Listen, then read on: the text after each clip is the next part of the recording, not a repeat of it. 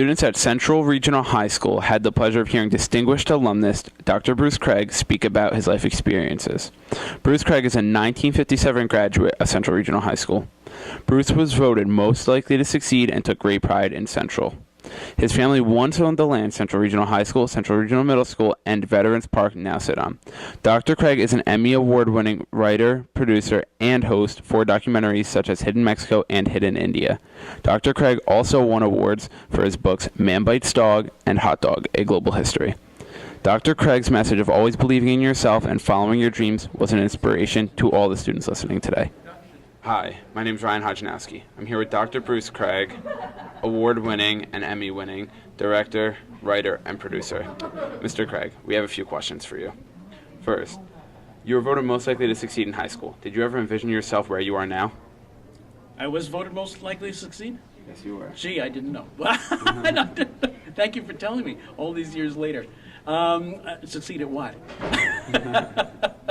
Because everything is relative, so it's hard to know. No, I was completely out of it. When you're not fully developed mentally or emotionally as adolescents, unlike you, of course, tend to be, you just don't think about these things. You just forge on. You do what you want to do. You try to succeed in what you're doing, and it's what you like to do. And if you like it, then it's not work. You just keep at it. So, likely to succeed? Hard to say. Can you tell us a little bit about the property where Central Regional High School and Middle School now sits? Yeah, when my father took over the sanitarium, which is now called Crystal Lake, it was called Pine Haven Sanitarium. It was in 1950. It came with he set it up as a geriatric center, and because that's what he's interested in. And it just came with all this land. It was a hospital before that, called the Dennis Hospital. In fact, a friend of mine was born there, somebody I went to high school with, which surprised me. And it had a huge amount of land, and a lot of the land was not documented. We didn't know who owned what. And it was just large tracts of pine. There was nothing here, nothing.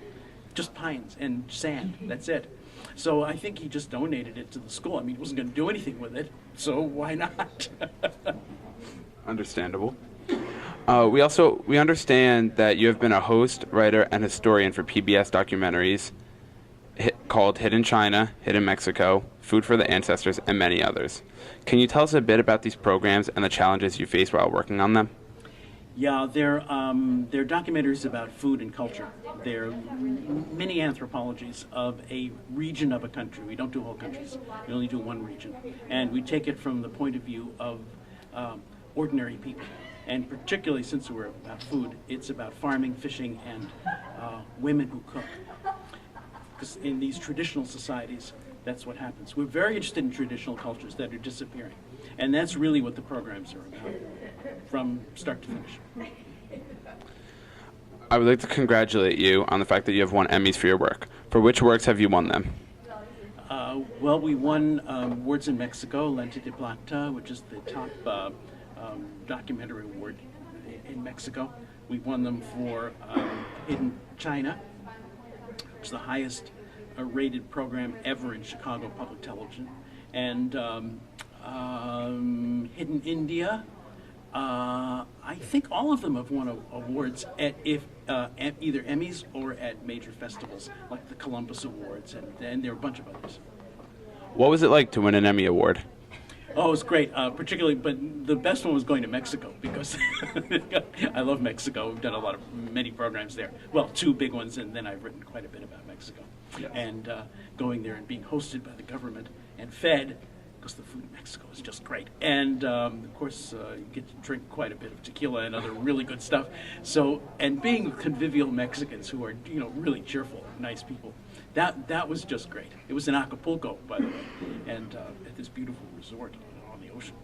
Fabulous. As you have traveled throughout the world, I'm sure you had interesting experiences. You mentioned some of your interesting stories. Can you tell us about the time you were chased by water buffalo? Yeah, we were in China, in a rural village in the southwest central part of China. The province had just opened up. This is in 1992.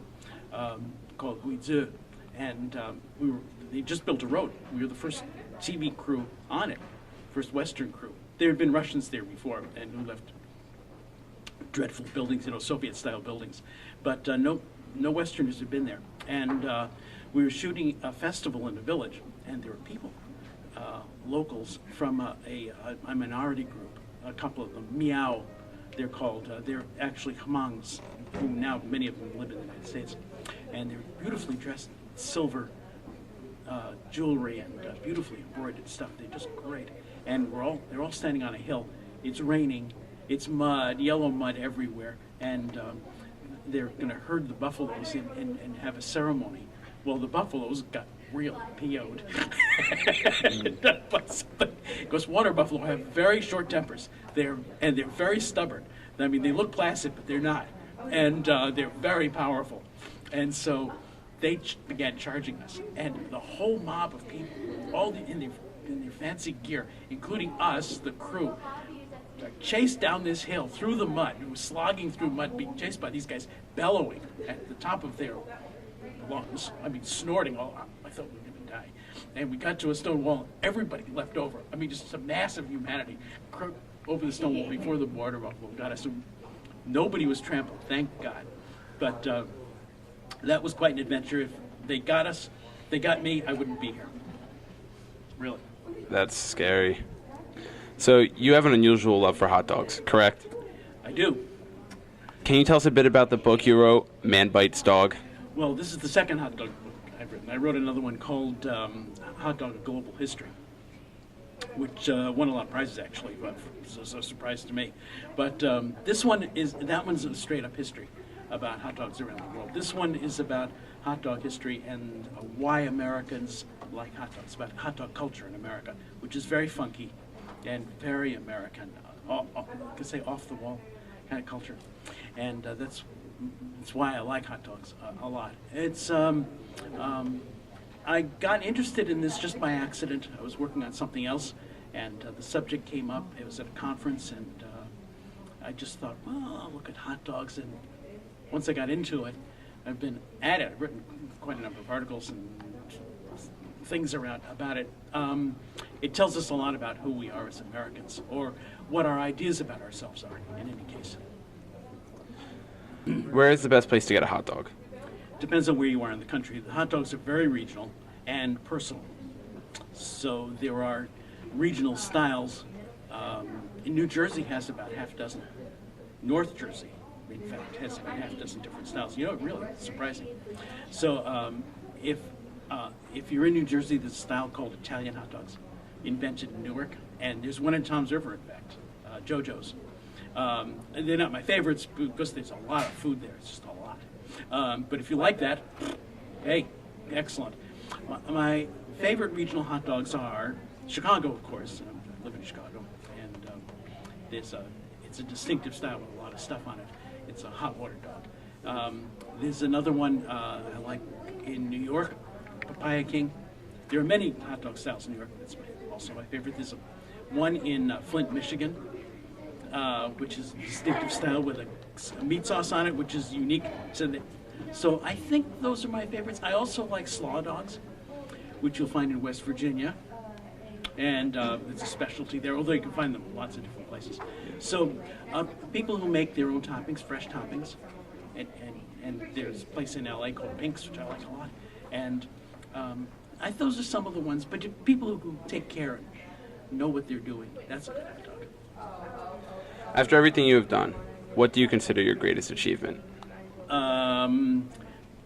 Well, I mean, as a father to children who aren't delinquents, and to have grandchildren who are delinquents. No, I think it is writing the books. I've written a number of them, and that I know people are reading them, particularly young people, students. I'm very interested in getting people to think about things in different ways.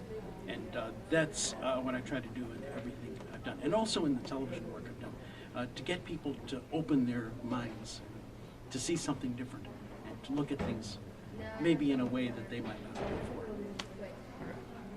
Well, thank you for taking the time out of your day to do this interview. It's a pleasure to be here, believe